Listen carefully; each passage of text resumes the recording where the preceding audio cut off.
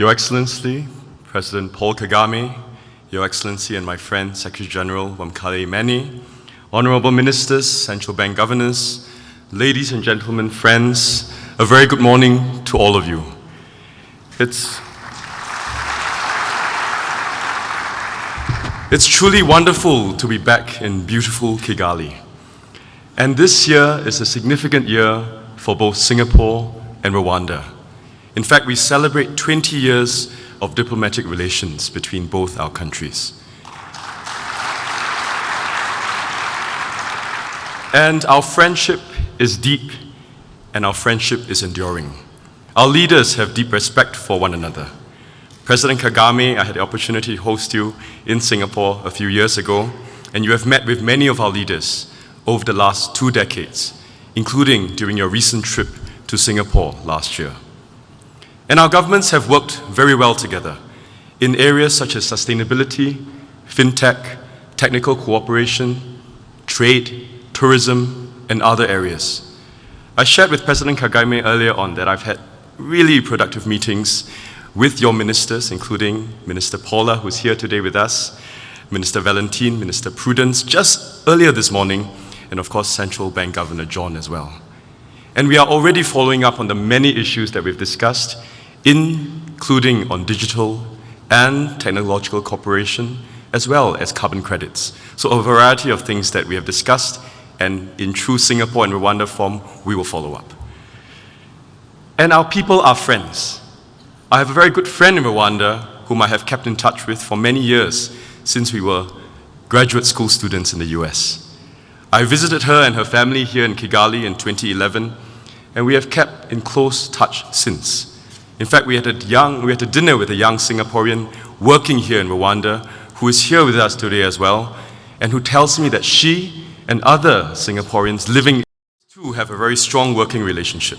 Singaporean companies are investing in Rwanda, and more are here this week to explore more business opportunities. Some have told me they have very productive meetings with President Kagame and your cabinet, and are looking forward to following up on many of the ideas that you have discussed. And Singapore and Rwanda respect and admire each other. Rwanda is sometimes referred to as the Singapore of Africa.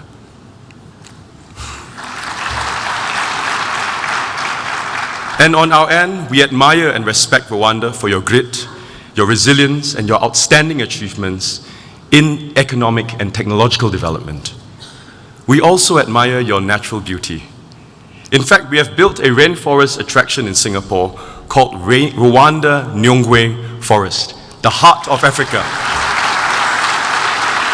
We don't have quite your size, but we have a small one, and we call it the heart of Africa.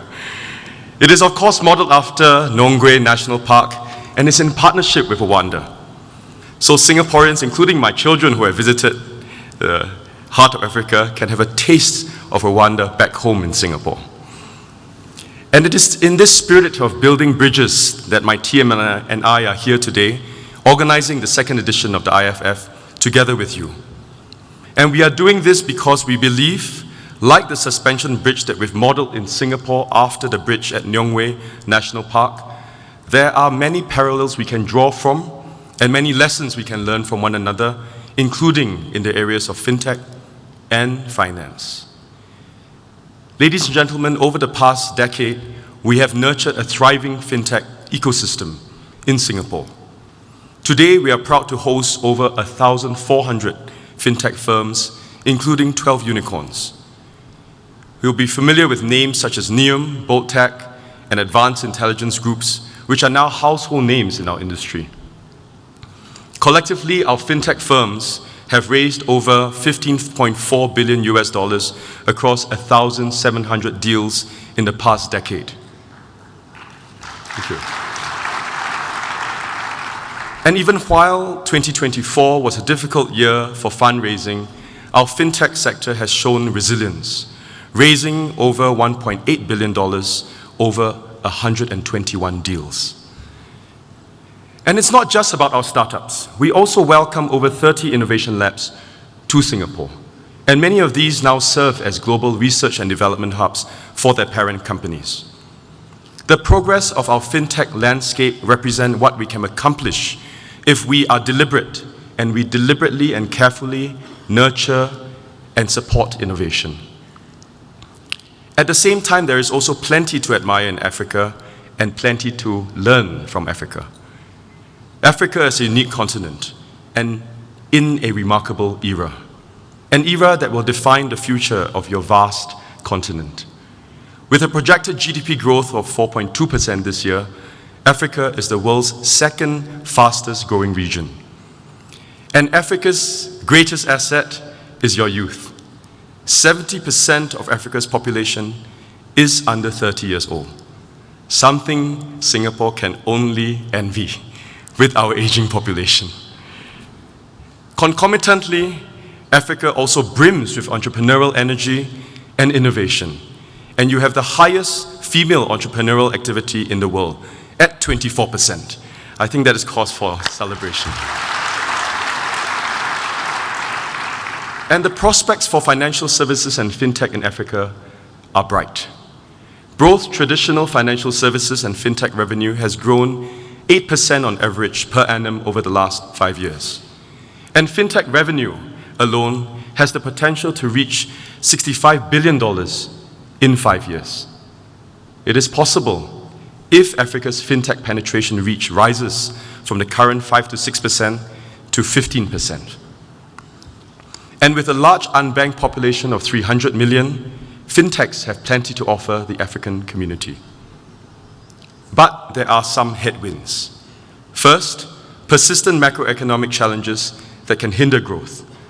Second, a difficult capital raising environment, quite like what we saw in Asia last year. Capital inflows have largely fallen substantially from the peak of 2021. Last year, private investments in fintech funding in Africa fell by 45%.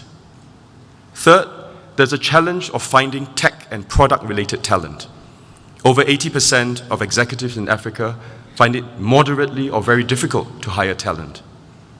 And fourth, as we discussed this morning, fintechs continue to also face regulatory complexities. But I believe that with everyone here, we can overcome these challenges. How? Well, by building partnerships between policymakers, capital providers, technologists, and founders, many of you who are present here and made the journey here today. Last October, the Monetary Authority of Singapore established GFTN, the Global Finance and Technology Network, which was formerly known as Alvin to many of you who are familiar. GFTN's mission is to connect people, connect ideas, and to connect capital. GFTN connects people by serving as a global platform, convening stakeholders in forums just like IFF to address pressing issues and harness cutting-edge technology. And GFTN has also expanded its scope to also connect ideas. It now offers comprehensive global advisory services to support countries in the Global South as they develop robust national and sectoral fintech ecosystems. But in addition to connecting people and connecting ideas, GFTN will also connect capital. By launching a venture investment arm, GFTN plans to invest in fintech and sustainable technology, aligning financial advancements with environmental consciousness. So by connecting people, connecting ideas, connecting capital, GFTN is positioned to accelerate the development and adoption of transformative technology solutions in the global financial landscape. And GFTN is here in Africa, walking the talk.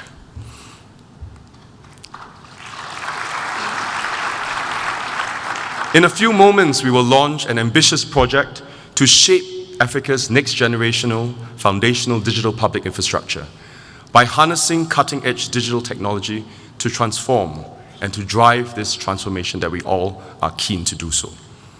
This project will identify gaps in existing payment systems, particularly cross-border payments. It aims to build system enhancements specifications, coordinate implementation roadmaps, and provide policy inputs for cross-border payment governance and operational matters. It will develop governance and scheme rules for cross-border transfers, including dispute resolution, liability coverage, system-level agreements, and also the settlement of FX.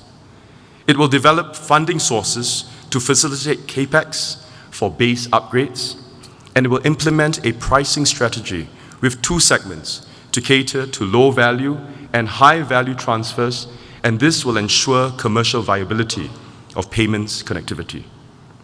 Now, thank you. And with this initiative, we believe that Africa can set a new standard for digital payments to unlock financial inclusion, catalyze fintech, accelerate economic integration, and drive sustainable growth. Your Excellencies, our dear friends, in an increasingly fragmented world, we have the opportunity to build bridges, address infrastructure gaps, harmonize regulations, and work together across borders and sectors. Because as Nick mentioned earlier on, only by doing so can we harness the immense potential of fintech to transform Africa's financial landscape and build a more inclusive, efficient, and robust financial ecosystem that truly serves all Africans. Now with that, I thank you all for working with us on this remarkable platform that we call the Inclusive FinTech Forum. And just as you have continuously welcomed all of us and Singapore to Africa, we too would like to welcome all of you to our island nation to work together to build these bridges between our nations and between our regions. Thank you very much.